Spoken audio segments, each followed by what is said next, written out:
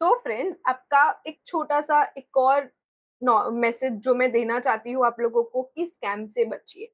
सबसे पहले, अगर आपने जितना एक्सपीरियंस लिया है उसी का सर्टिफिकेट साइन करवा दो, ठीक है।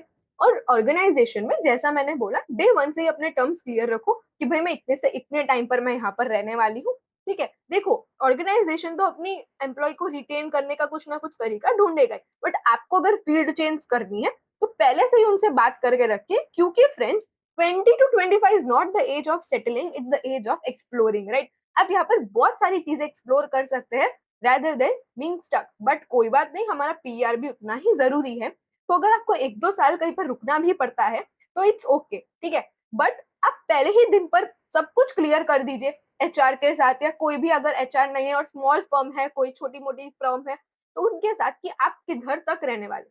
बट फ्रेंड्स, बात भी ऐसा नहीं है कि वो आपको पीआर साइन करके देंगे, क्योंकि ये बहुत ही ज्यादा स्कैम हो रहे हैं आजकल कि स्टूडेंट्स के या कैंडिडेट्स के या ट्रेनी के पीआर साइन हो ही नहीं रहे। तो जस्ट बी अलर्ट।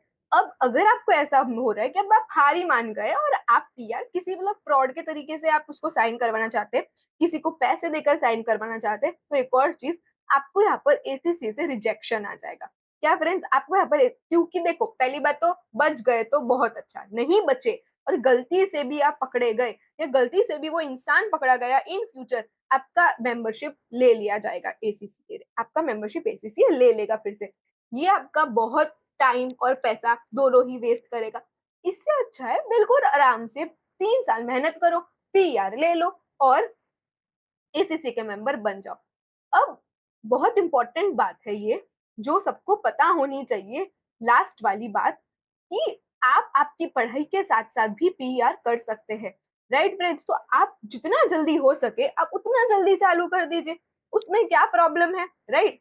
इसमें ऐसा तो नहीं है कि आपकी जर्नी रुक ही जाएगी, पढ़ाई भी होगी, पीआर भी होगा, क्योंकि membership is what you are working for, you are not working for 13 paper complete हो गए and all that stuff. Of course ये तो होने ही वाला है, 13 पेपर तो कंप्लीट करने ही पड़ेंगे, बट आपका जो मेन आउटकम है which is your ACC membership friends.